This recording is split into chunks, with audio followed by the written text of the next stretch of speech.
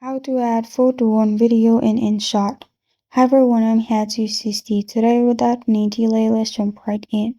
First, open InShot app on your device. Here, add your video. After you've added your video, go to the last and click on the plus icon at the bottom left. Press on video photo. Here, select the photo you want to add. Press on the tick mark at the bottom right. Photo will be added, and if you play the video from video, it will lead you to photo.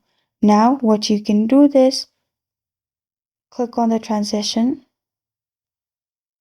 Now select any transition you want, how many seconds. You can select the slider and press on the tick mark, and after you press on the tick mark, it will show smooth transition between photo and video. And after you do this, you're good to go. This is how to add photo on video in InShot. Thank you for joining me today. If this video helps you out, please leave a like and subscribe for more. Got a question or want to suggest a topic? Comment below. Thank you for watching.